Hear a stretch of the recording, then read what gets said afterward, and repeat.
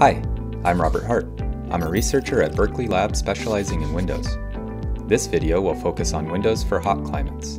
Controlling the transmission of solar energy through Windows is particularly important to building energy consumption in hot climates.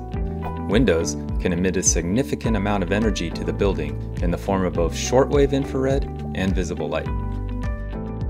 The U factor, or insulating performance of a window, is important, but in hot climates, the U factor has a smaller impact on building energy use compared to the solar gains.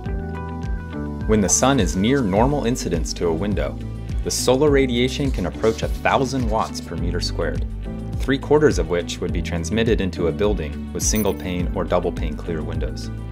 This is equal to about 14 100-watt incandescent light bulbs, or a hairdryer set on high for each window. There are many aspects of building design that can help mitigate energy use due to the solar gains through windows. The most effective means to reduce solar gain is to block the incident sunlight before it even reaches the window. This is commonly done through exterior shading. However, there are many instances where it's difficult to control solar gain with external approaches alone, such as east and west-facing facades where the sun is low in the sky. Spectrally selective glass coatings are a successful technology that can control a large fraction of solar gain while maintaining clear views. These coatings strongly reflect the sun's energy in the areas we can't see, outside of the visible spectrum. This infrared portion of sunlight contains about half of the solar energy. When looking at window performance metrics, spectrally selective properties will be apparent in windows that have a higher visible transmittance than solar heat gain coefficient. The best products on the market today can achieve a 2-to-1 ratio of these properties.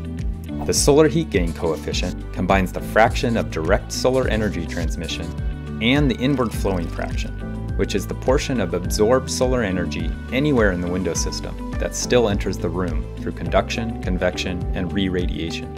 Traditional window tints that appear darker in the visible spectrum usually have significant absorption of solar energy within the tinted layer. The position of the absorbing layer relative to other components of the window is important to the performance of the overall system. To minimize the inward flowing fraction of solar heat gain, spectrally selective and tinted absorbing layers should be located as close to the exterior of the window as possible. This allows a larger fraction of absorbed energy to be dissipated to the exterior rather than to the room.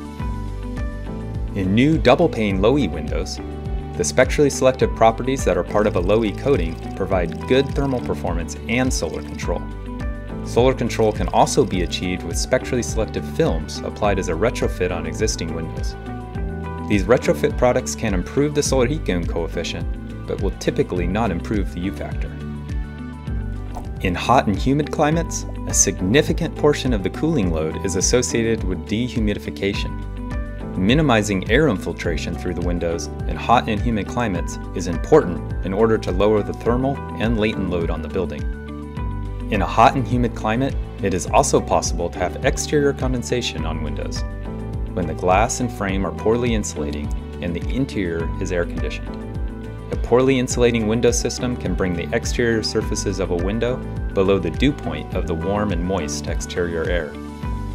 The better the window components insulate, or the lower the U factor, the closer the exterior surfaces will be to the external air temperature, lowering the likelihood of this type of condensation.